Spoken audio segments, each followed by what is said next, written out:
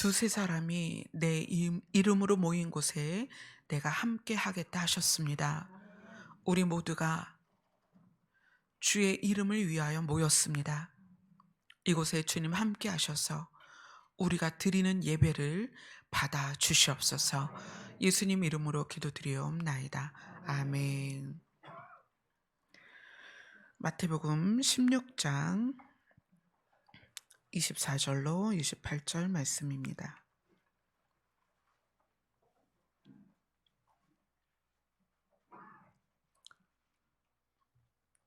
같이 읽겠습니다. 시작. 이에 예수께서 제자들에게 이르시되 누구든지 나를 따라오려거든 자기를 부인하고 자기 십자가를 지고 나를 따를 것이니라.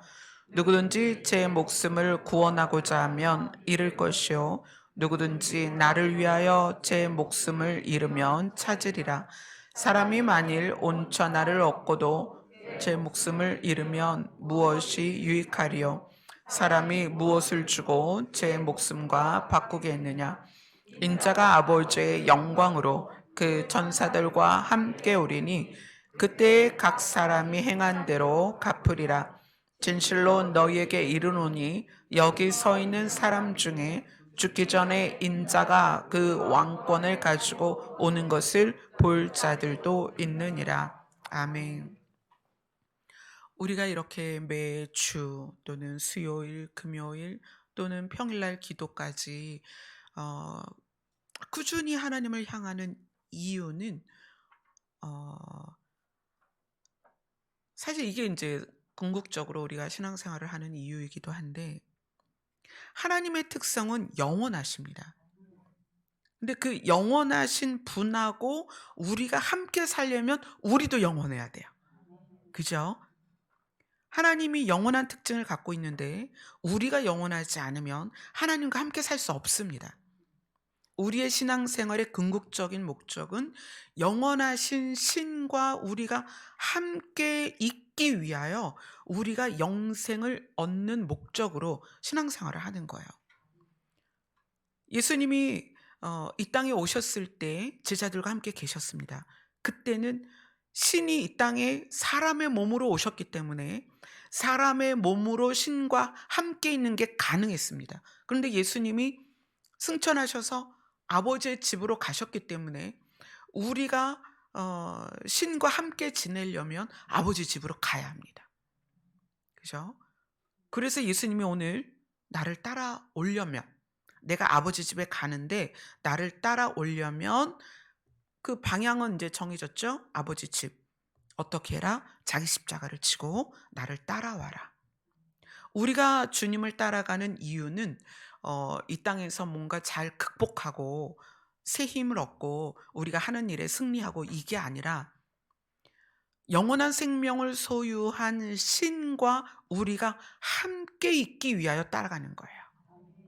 그래서 그 따라가는 과정을 통해서 우리는 생명에 대한 걸 깨닫고 우리가 가지고 있는 눈에 보이는 생명이 진짜가 아니구나라는 것을 이제 깨닫고 새 생명, 또 신과 함께 거주가 가능한 생명, 그것에 대한 인식을 하고 그다음에 그 목적지를 향해서 우리가 끊임없이 나아가서 결단코 그곳에 들어가고자 하는 그것이 결국 우리의 신앙 생활이라는 거예요.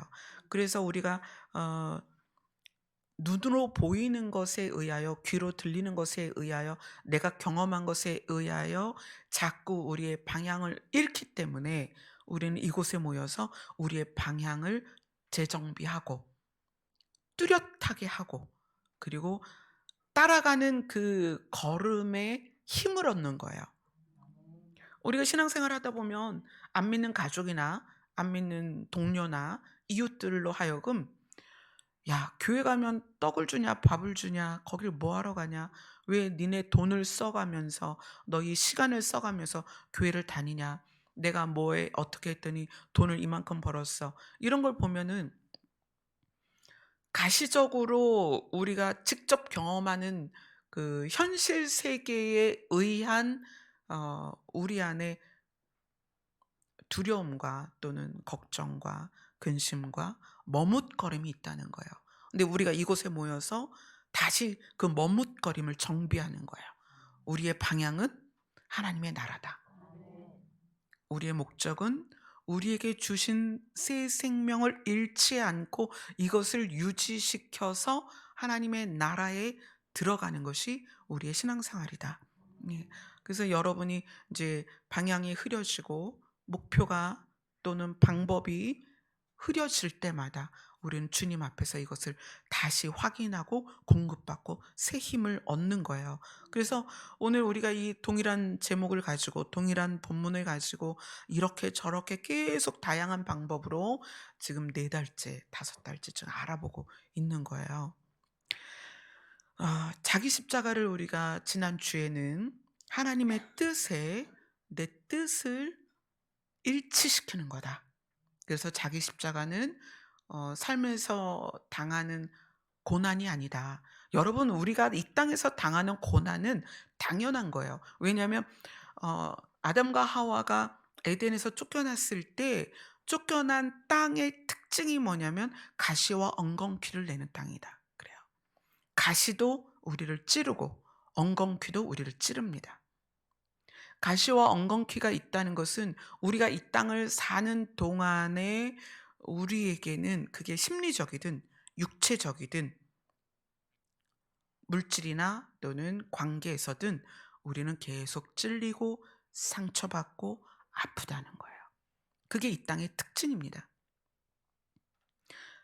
그런데 그런 특징을 가지고 있는 이 땅에서 우리가 살아가는데 우리가 어떻게 살아가야 되느냐? 하나님의 뜻에 나의 뜻과 나의 의지를 일치시켜서 거기에 못을 박아서 그거를 들고 가야 된다. 때로는 바울의 고백처럼 바울이 뭐라고 고백했냐면 나는 날마다 죽노라. 그리스도 예수의 사람은 우리 모두죠. 그리스도 예수의 사람은 자기 자신을 어디에 못 박는다? 십자가에 못 박는다. 날마다 죽는다. 이러한 표현들로 바울이 우리에게 본을 보여줬습니다. 갈라디아서 5장으로 한번 가보겠습니다.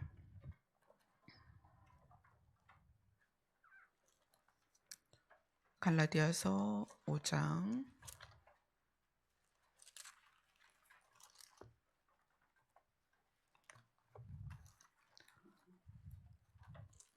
5장 24절입니다.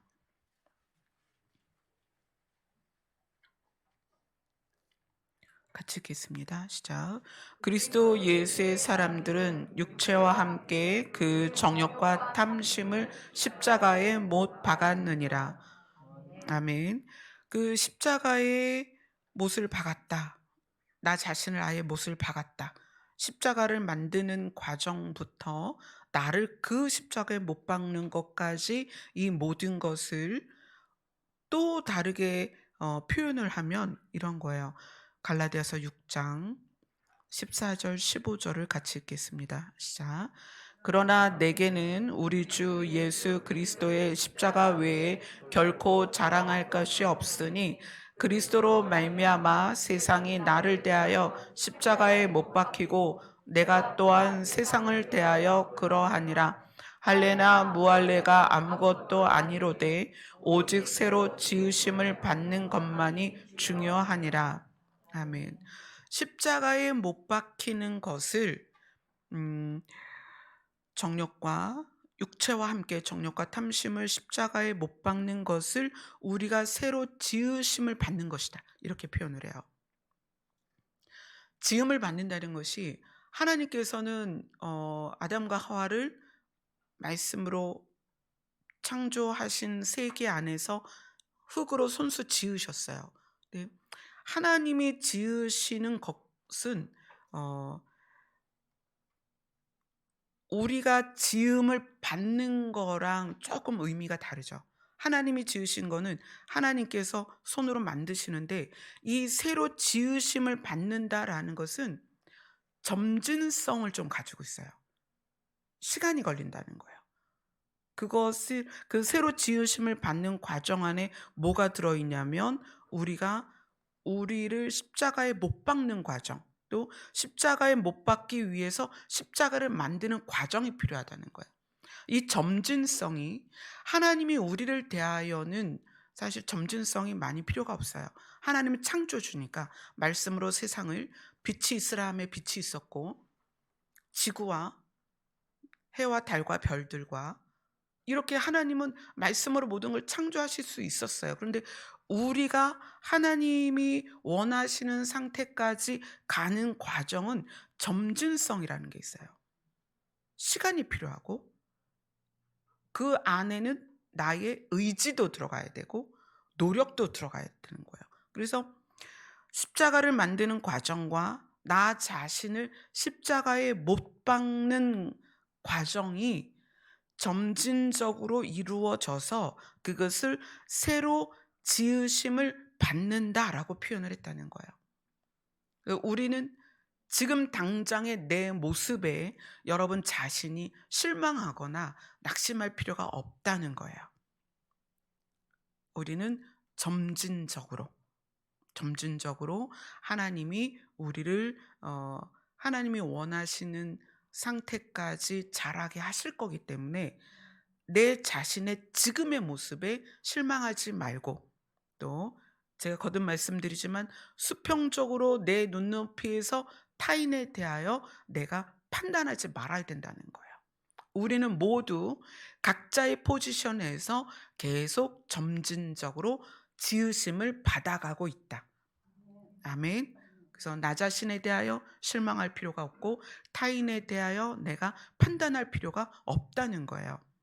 자, 이 우리가 새로 지으심을 받는 것에 대해서 이제 예를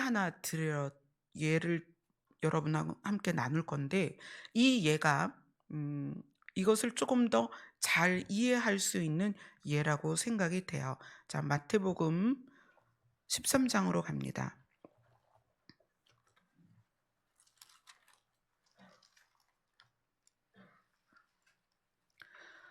마태복음 13장. 마태복음 13장의 대표적인 말씀은 씨 뿌리는 비유예요. 4가지 땅에 떨어진 씨에 대한 비유가 나옵니다. 그래서 예수님이 이것을 제자들에게 이야기를 나누시면서 설명을 하십니다. 마태복음 13장 18절부터 23절을 같이 읽겠습니다. 시작. 그런즉 씨 뿌리는 비유를 들으라. 아무나 천국 말씀을 듣고 깨닫지 못할 때에는 악한 자가 와서 그 마음에 뿌려진 것을 빼앗나니 이는 곧 길가에 뿌려진 자요 돌밭에 뿌려졌다는 것은 말씀을 듣고 즉시 기쁨으로 받되 그 속에 뿌리가 없어 잠시 견디다가 말씀으로 말미암아 환난이나 박해가 일어날 때에는 곧 넘어지는 자요. 가시떨기에 뿌려졌다는 것은 말씀을 들으나 세상의 염려와 재물의 유혹에 말씀이 막혀 결실하지 못하는 자요. 좋은 땅에 뿌려졌다는 것은 말씀을 듣고 깨닫는 자니 결실하여 어떤 것은 100배, 어떤 것은 60배, 어떤 것은 30배가 되었느니라 하시더라. 네, 요 동일한 본문이 공간 복음에 이제 반복해서 나오죠. 이것을 조금 더 잘 설명한 게 저는 누가복음인 것 같아요. 누가복음 8장으로 갑니다.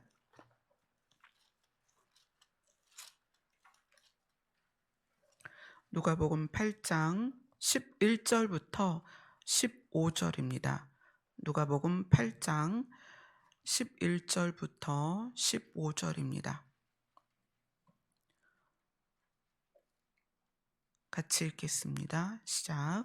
이 비유는 이러하니라. 씨는 하나님의 말씀이요 길가에 있다는 것은 말씀을 들은 자니 이에 마귀가 가서 그들이 믿어 구원을 얻지 못하게 하려고 말씀을 그 마음에서 빼앗는 것이요 바위 위에 있다는 것은 말씀을 들을 때에 기쁨으로 받으나 뿌리가 없어 잠깐 믿다가 시련을 당할 때에 배반하는 자요.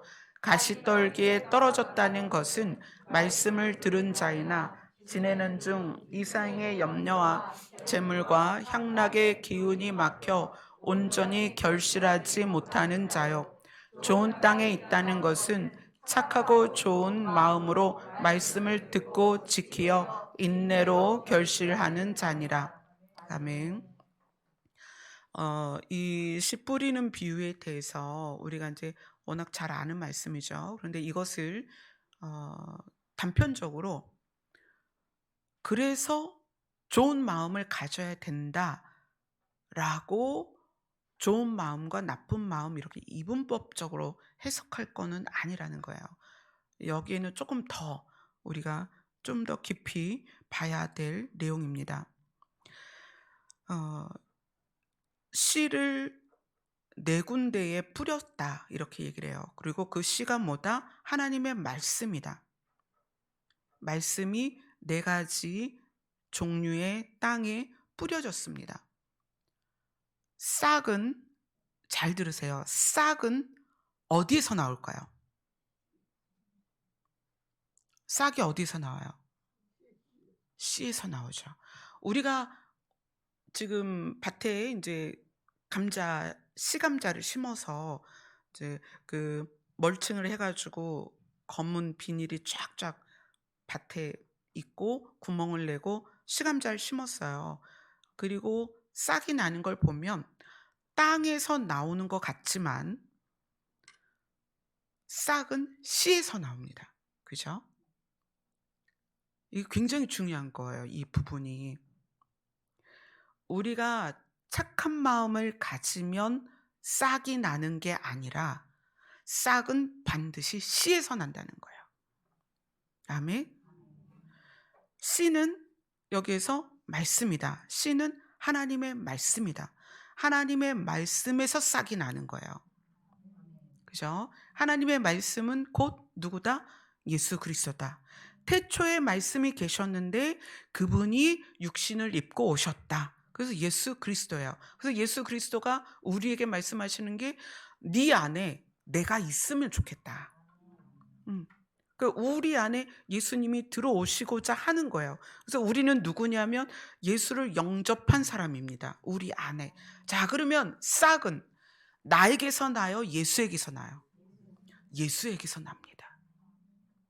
자, 그러면 열매를 한번 봅시다. 열매는 어디서 나요? 열매는 가지에서 나죠. 그 가지는 어디에서부터 시작돼요?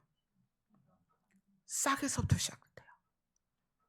자, 그러면 열매는 가지에서 나고 가지는 줄기에 붙어 있고 줄기는 싹에서부터 나온 거죠.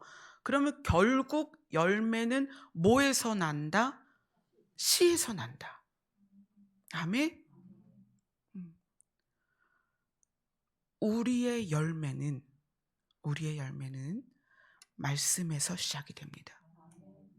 우리의 열매는 말씀에서 나온 싹에서부터 시작이 되는 거예요. 우리의 열매는 예수 그리스도에게서 나오는 거예요.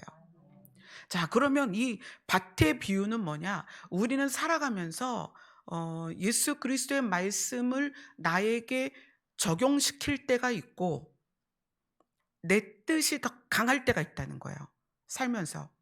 내가 고집이 생길 때도 있고 또 거역하는 마음이 생길 수도 있고 분노가 생길 수도 있고 억울할 수도 있고 여러 가지 심리 상태를 우리는 계속 반복합니다. 늘 우리가 평안한 게 아니잖아요. 여러 상태를 반복한다는 거예요. 그런데 그러할 때마다 우리는 뭐에 집중해야 되냐면 내가 잘하는 것은 마음이 착해서 내가 그 밭이 자라는 게 아니라 내 안에 있는 씨에서 싹이 자란다는 얘기예요. 우리가 어떤 상황이든 여기서 말하는 이 네 가지 밭 중에 길가나 바위나 가시떨기 같은 상황이 되었을 때 우리는 어디로 집중하냐면 십자가에 집중하는 거예요. 하나님의 뜻에 나의 뜻을 일치시키는 것. 이 과정을. 그러다 보면 그 상태가 좋은 땅이 되는 거죠. 좋은 땅이 돼서 내가 열매 맺는 것이 아니라 내가 좋은 땅이 되면 예수 그리스도로부터 자라난 싹에서 열매가 생긴다는 거예요. 그래서 이게 포도나무 비유랑 일치가 되는 거예요. 포도나무에 너희가 붙어 있으며 어떻게 된다? 절로 열매를 맺을 것이다. 아멘. 우리는 선한 것이 없나니 너희는 나면서부터 생각이 악하다. 우리는 본능적으로 나를 위하여 살고, 우리는 본능적으로 이기적이고, 우리는 본능적으로 나에게 집중되어 있다는 거예요. 그러한 우리에게서 열매가 자라나게 하기 위해서는 우리의 집중이 어디를 향해야 된다? 예수 그리스도를 향해야 된다.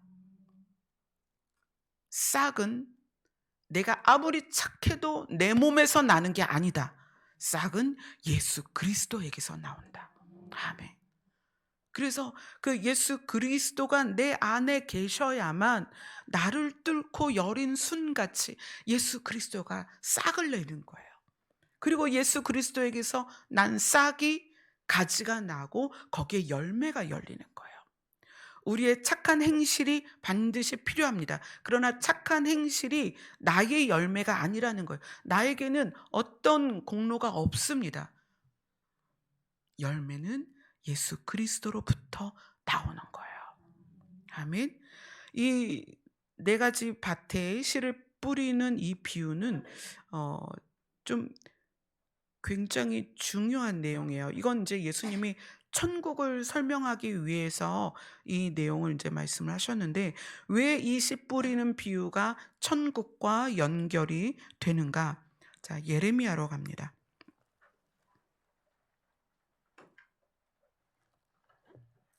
예레미야 2장부터 보겠습니다. 예레미야 2장.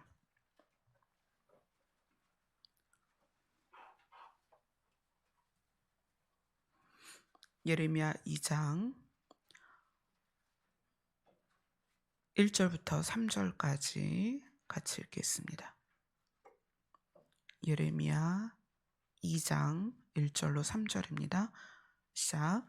여호와의 말씀이 내게 임하니라. 이르시되 가서 예루살렘의 귀에 외칠지니라.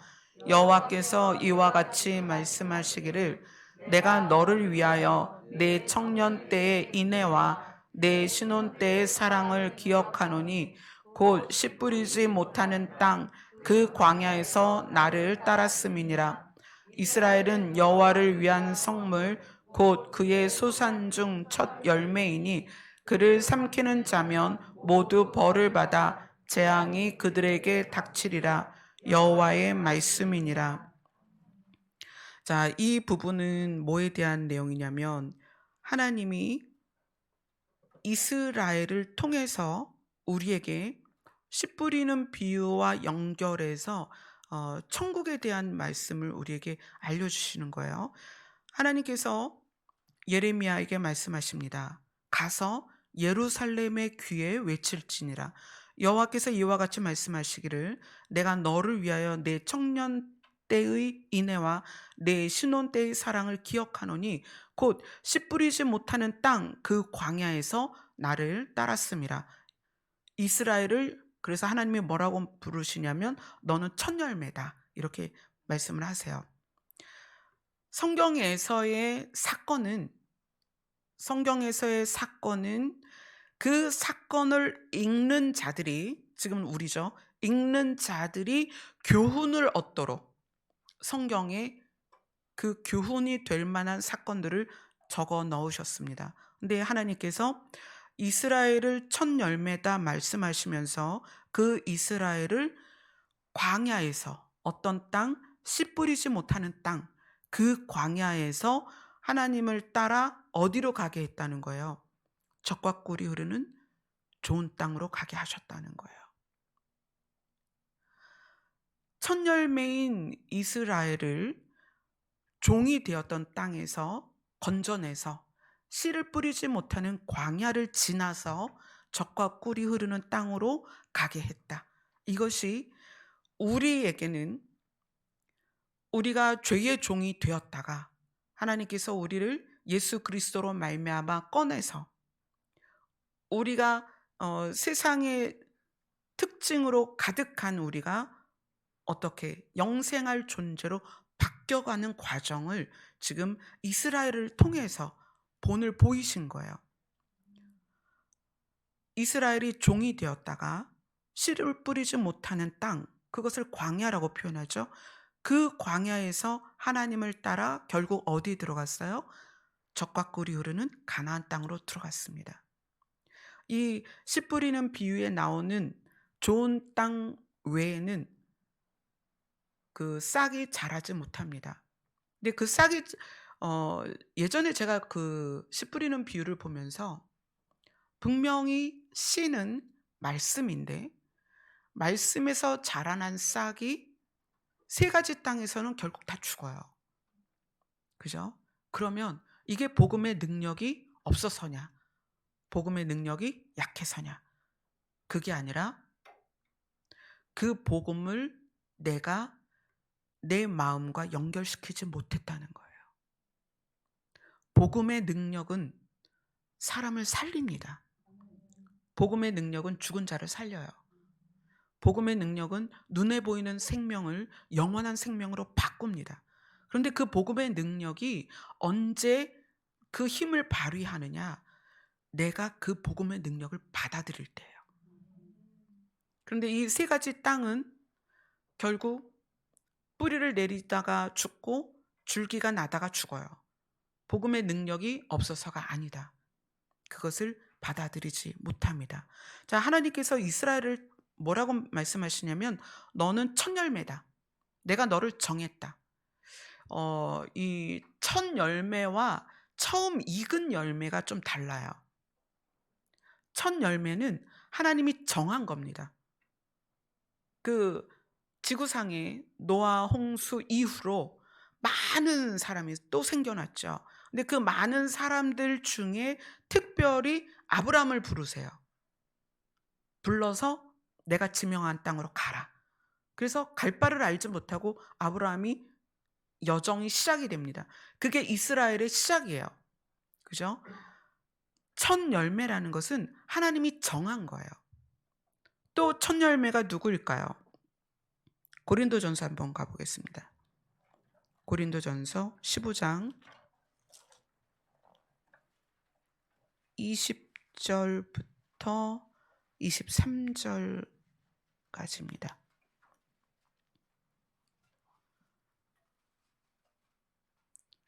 같이 읽겠습니다. 시작. 그러나 이제 그리스도께서 죽은 자 가운데서 다시 살아나사 잠자는 자들의 첫 열매가 되셨도다.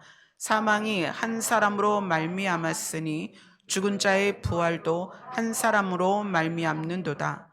아담 안에서 모든 사람이 죽은 것 같이 그리스도 안에서 모든 사람이 삶을 얻으리라. 그러나 각각 자기 차례대로 되리니 먼저는 첫 열매인 그리스도요, 다음에는 그가 강림하실 때에 그리스도에게 속한 자요. 자, 우리가 읽은 예레미야에서는 이스라엘을 첫 열매라고 하셨어요. 하나님이 이스라엘을 정한 거예요. 아브라함부터 시작된 그 이후에 그 민족으로서 성장하는 그 시작을 하나님이 정하셔서 딱 집어서 너는 내가 선택했다. 그래서 선택한 민족이라고 부르죠. 하나님이 선택한 민족. 그걸 첫 열매인데 예수님도 첫 열매라고 하세요. 하나님께서 부활의 첫 열매, 시작, 본보기 이렇게 하나님이 정하셨어요. 근데 우리는 첫 열매가 아니죠. 우리는 뭐라고 부를까요? 우리는 처음 익은 열매 이렇게 부르는 거예요. 자, 계시록으로 갑니다. 요한계시록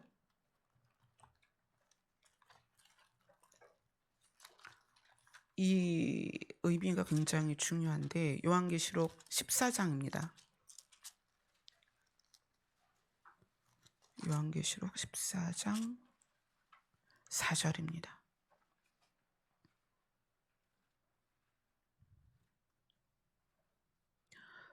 14장 1절 먼저 읽겠습니다. 시작.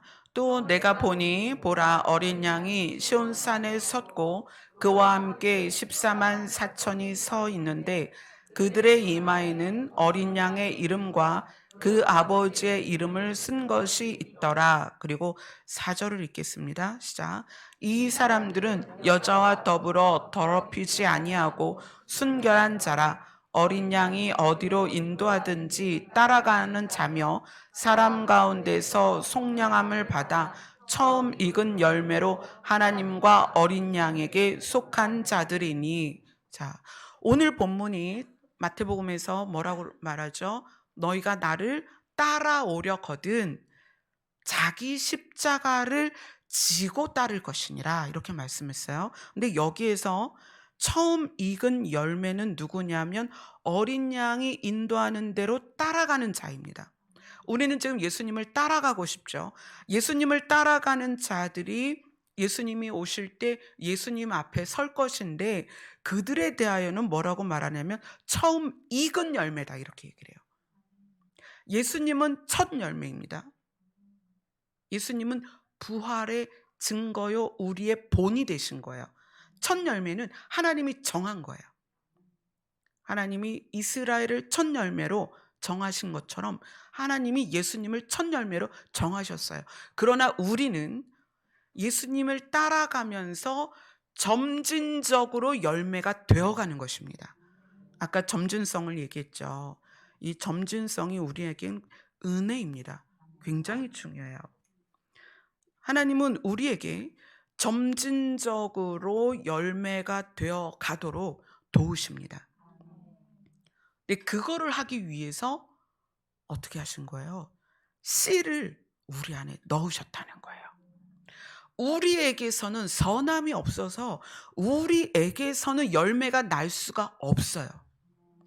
씨 뿌리는 비유에 정말 중요한 것은 씨에서 싹이 난다는 거예요. 그 싹이 자라서 열매가 된다는 거예요. 절대 우리에게서는. 그래서 구원은 우리의 공로로 받는 것이 아니다. 구원은 은혜다. 우리가 선한 것이 없기 때문에 하나님께서 우리 안에 씨를 넣어주신 거예요. 그 씨가 누구죠? 말씀이신 예수 그리스도라는 거예요. 근데 예수님은 첫 열매고 그 첫 열매를 받아들인 우리는 점진적으로 익어가서 예수 그리스도 앞에 서게 될 때 우리는 누구다? 처음 익은 열매다. 그게 굉장히 큰 차이예요. 첫 열매, 이스라엘도 첫 열매죠. 하나님은 이스라엘을 정해버린 거예요.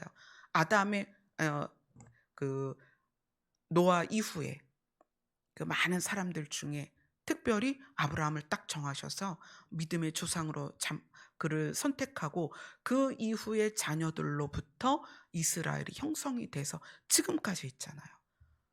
그들은 하나님이 정하신 거예요. 그래서 선민이다. 선택받은 민족이다. 이렇게 얘기를 해요. 그러나 그 외에 우리 모두는 점진성에 의해서 점점 열매가 되어간다. 그리고 주님 오실 때 우리가 주님 앞에 서는 그 순간에 휴거되어 주님 앞에 서는 자들을 처음 익은 열매다. 이렇게 표현하는 거예요. 근데 그 처음 익은 열매가 되기 위해서 이 예수님이 4가지 비유를 해주시는 거예요. 씨 뿌리는 비유를. 너희는 때를 따라서 길가가 될 수 있고 돌밭이 될 수 있고 가시덤불 속에 밭이 될 수도 있고 좋은 밭일 수도 있다. 너희가 열매를 맺을 수 있는 이유는 씨에서 난 싹에서 가지에서 열매가 나는데 그것이 내 안에 실제가 되기 위해서는 우리의 뜻을 하나님의 뜻에 일치시켜야 된다.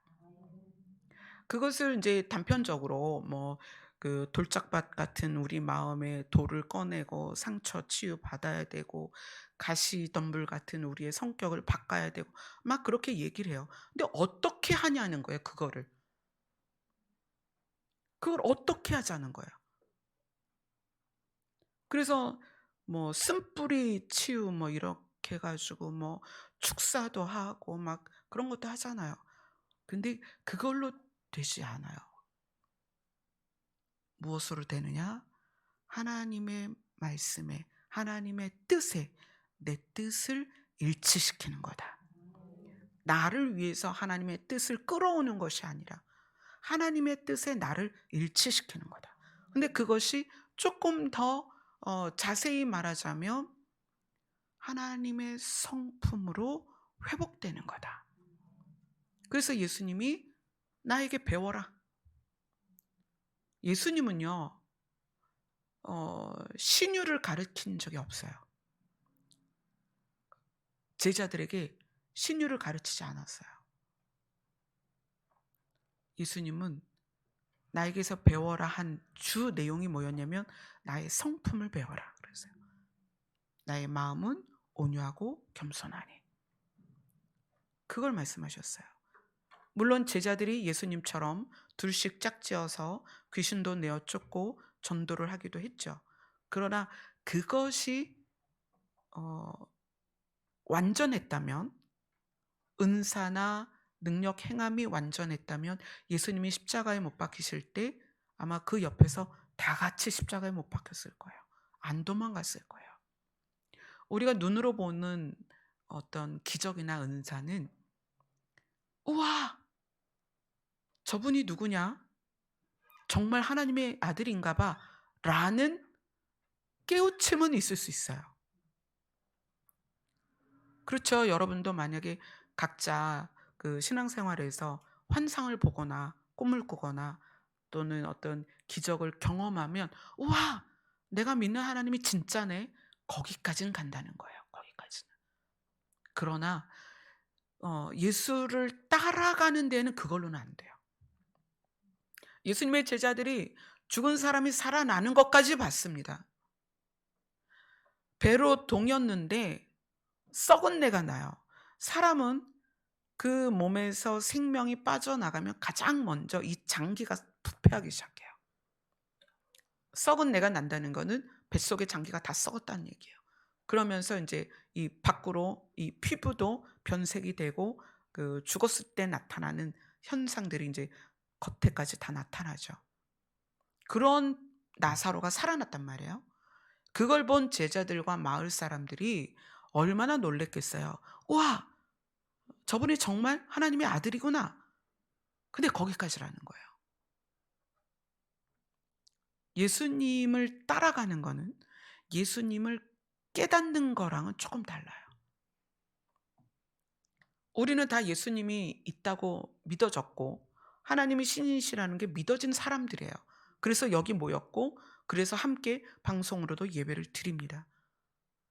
마지막 때에 대해서 이제 제가 열리고 글을 쓰기도 하고 그래서 여러분이 이렇게 저하고도 만나게 되는 계기가 되기도 했죠. 그런데 마지막 때를 깨닫고 현상을 깨닫고 징조를 깨닫는 거로는 안 된다는 거예요. 마지막 때를 깨달은 분들이 깨닫고 깨닫고 깨닫고만 해요. 이게 너무 지금 안타까운 현실이에요. 그래서 마지막 때를 깨달은 분들이 유튜브를 통해서 더 자극적으로 깨닫기를 원해요. 그 깨달음이 각성이 돼서 내가 준비가 될 거라고 생각해요. 그렇게 해서 준비되는 게 아닙니다. 깨닫는 거로 준비되는 게 아니에요. 우리가 예수님을 따라가야 돼요. 예수님을 첫 열매라고 부르고 우리는 처음 익은 열매다라고 표현이 돼요. 근데 처음 익은 열매의 조건이 뭐냐면 어린 양을 따라가는 자예요.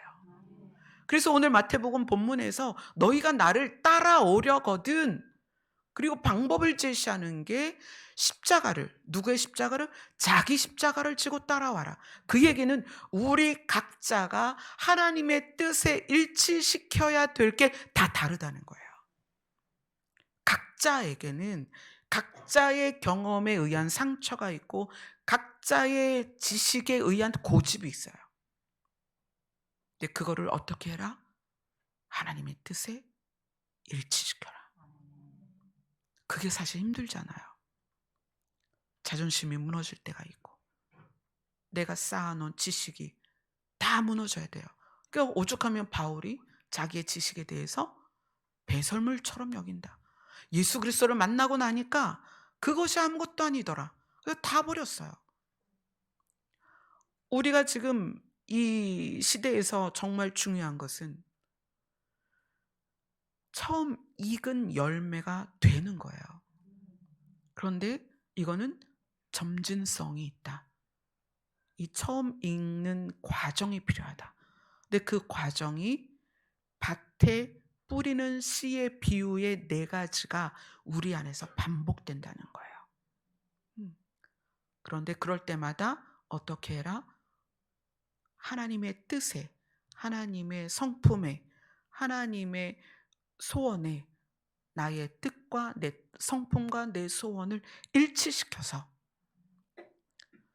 방향과 방법을 분명하게 가면 그 끝은 반드시 좋은 땅이 될 것입니다.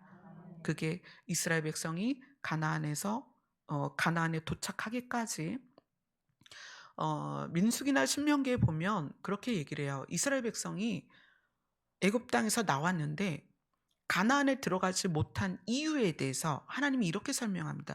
너희가 10번이나 나를 거역했다. 10번이나 나를 시험했다. 이런 표현을 하세요. 그래서 그들을 어떻게 말씀하시냐면 다시 광야로 가라. 이렇게 얘기를 해요. 광야로 다시 들어간 그들이 다 죽었죠. 무슨 얘기예요? 열매를 맺을 수 없는 땅에서는 새 생명을 얻을 수 없다는 거예요. 근데 그들이 광야 40년을 다시 돌아야 했던 이유는 마음에 있었다는 거예요. 그 본문 바로 밑에 보면 그 여호수아와 갈렙에 대해서 나와요. 여호수아와 갈렙은 유일하게 가나안으로 들어가는 1세대였죠. 근데 그들이 40년간 광야를 돌다가 가나안에 들어가지 못하는 그들과의 차이점이 뭐냐면 마음이 달랐다. 이렇게 얘기해요. 마음이 달랐다. 하나님이 우리에게 점진성을 주셨다는 것은 우리에게 은혜를 주시는 거예요. 하나님이 우리를 자라게 하시겠다는 거예요. 자, 그 부분을 볼게요. 고린도전서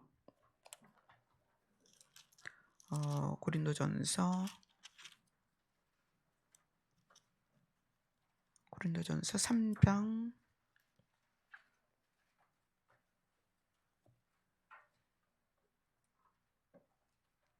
4절로 7절입니다. 고린도전서 3장 4절로 7절 같이 읽겠습니다. 시작. 어떤 이는 말하되 나는 바울에게라 하고 다른 이는 나는 아볼로에게라 하니 너희가 육의 사람이 아니리요. 그런즉 아볼로는 무엇이며 바울은 무엇이냐? 그들은 주께서 각각 주신 대로 너희로 하여금 믿게 한 사역자들이니라. 나는 심었고 아볼로는 물을 주었을 때 오직 하나님께서 자라나게 하셨나니 그런즉 심는 이나 물 주는 이는 아무것도 아니로되 오직 자라나게 하시는 이는 하나님 뿐이니라. 아멘. 이게 얼마나 소망의 말씀이에요. 저 같은 사역자는 아무 의미가 없다는 거예요. 여러분 안에 심어진 예수 그리스도가 여러분 안에서 싹이 나서 열매 맺게 하시는 건 하나님이 하십니다. 아멘. 그래서 여러분이 누구만 향하면, 하나님만 향한다는 거에 대해서도 말씀을 드렸죠. 얼굴을 정면으로 하고 그분을 향해 나아가고 그 다음에 어떻게 해라? 마음을 기울여라. 하나님께 마음을 기울여라. 그렇게 하기만 하면 하나님은 여러분을 자라게 하십니다. 사실 저라는 존재는 없어도 가능합니다. 저는 그저 여기에 서서 여러분에게 동기부여를 할 뿐이에요. 각성시킬 뿐입니다. 그걸로 돼요? 안 됩니다. 예수님의 제자들은 3년 6개월 동안 별별 그 경험을 다 했어요. 각종 기적을 다 체험했어요. 그러나 예수 그리스도가 십자가 질 때 그들은 다 떠났다는 거예요. 그래서 예수님이 우리로 처음 익은 열매가 되게 하기 위해서 나를 따라와라 말씀하시는 거예요. 근데 나를 따라오는 그 방법이 뭐다? 자기 십자가를 지고 따라와라. 그래야만 따라갈 수 있으니까. 근데 자기 십자가가 뭐다? 하나님의 뜻에 내 뜻을 일치시키는 거다. 아멘.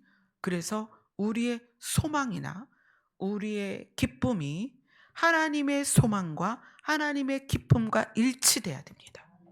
하나님의 소망은 우리가 하나님의 나라에 가는 거예요. 하나님의 기쁨은 우리가 하나님과 함께 사는 것입니다. 나의 기쁨과 나의 소망이 하나님의 기쁨과 하나님의 소망과 일치되면 우리가 이 땅에서 사는 동안에 수많은 일들을 만나도 우리는 그것을 이기고 넘어갈 것입니다. 승리할 것입니다. 그리고 그 일을 누가 이루시냐? 하나님이 이루세요. 하나님께서 우리를 자라나게 하실 것입니다. 아멘.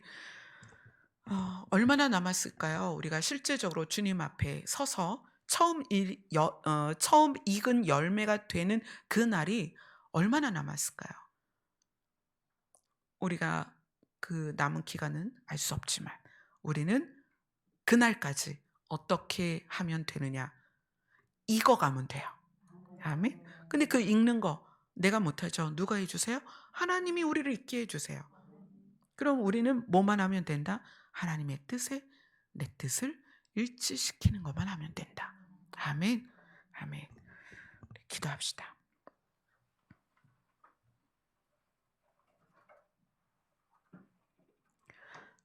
첫 열매가 되신 예수 그리스도 앞에 우리가 처음 익은 열매로 서기를 원합니다.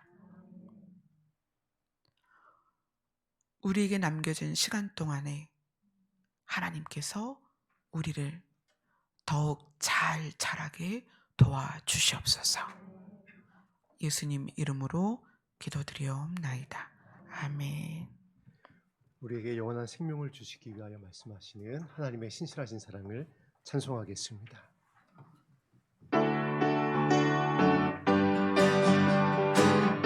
예수 사랑하시는 예수 사랑하시는 거룩하신 다윗의 우리들은 약하나 다시 한번 찬송합니다. 예수 사랑하시는 거룩하신 말씀입니다. 거룩하신 다윗의 우리들은 약하나 예수 권세한 도다.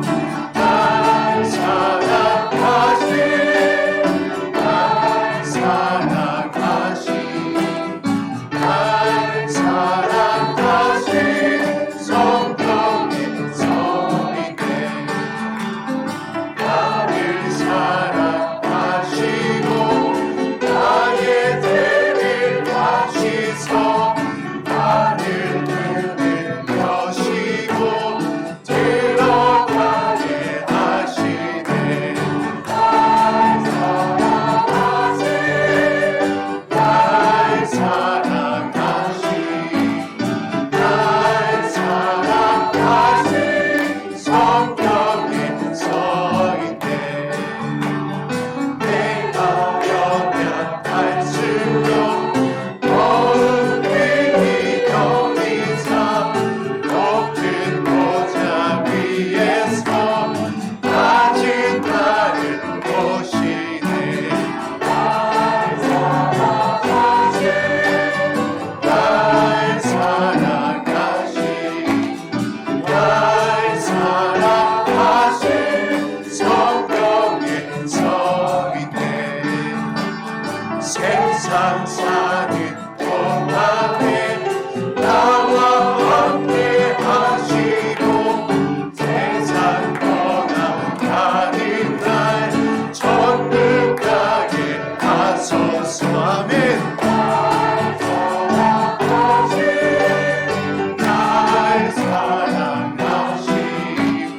날 사랑하신 성령 우리 믿음의 고백을 올려드립니다. 날 사랑하십니다.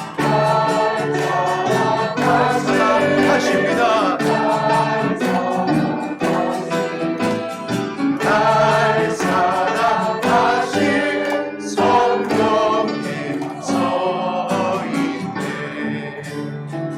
주를 향한 나의 사랑이 주께 고백하게 하소서.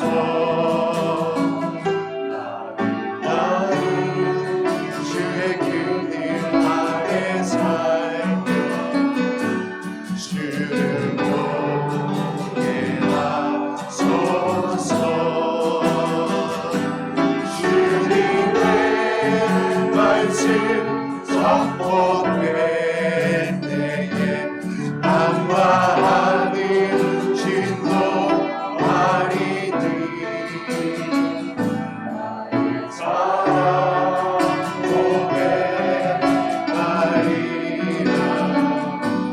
나의 구주 나의 친구 부드러운 주의 손살이 나의 인생을 이끄시네. 주의 능력 주의 영광을 보이사 성령을 부으소서. 내 마음 묵묵해지도록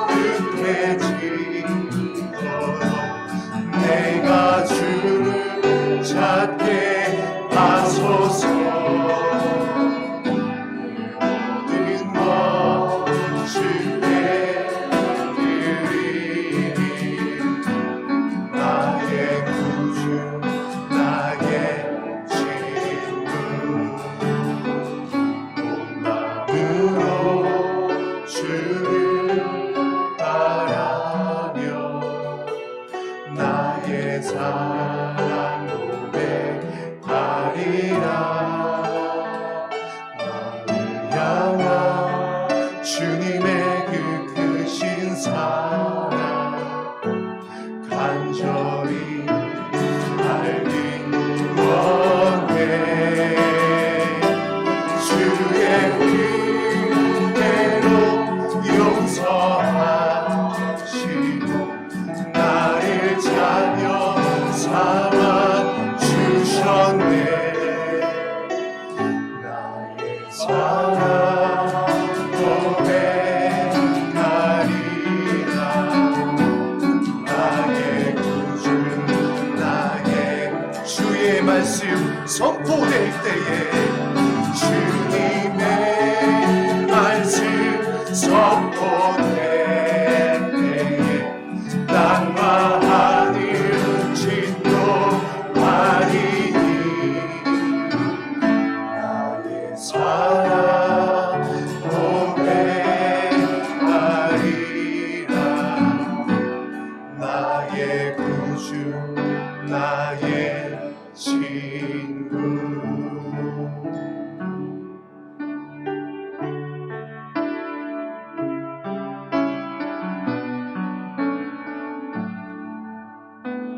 하나님께서 우리와의 관계를 이렇게 규정하셨어요. 내가 너희의 아버지다. 아버지는 어떤 책임감을 가지고 있느냐? 자녀를 살리고 키웁니다. 하나님은 우리에 대하여 정말 큰 책임감을 가지고 계세요. 하나님이 원하시는 건 하나님의 생명을 우리가 소유하는 것입니다. 그래서 하나님은 우리를 이 땅에서 지키고 돌보고 인도하셔서 마침내 아버지의 나라에 우리가 들어가도록 인도하실 것입니다. 그것을 여러분이 소망한다면, 그것을 기대하고 바란다면 하나님은 그 일을 이루십니다. 여러분의 기대와 소망이 세상의 염려로 끊어지지 않고 여러분 안에서 간절히 추구할 때 하나님이 반드시 이루실 것입니다. 아멘. 기도하겠습니다.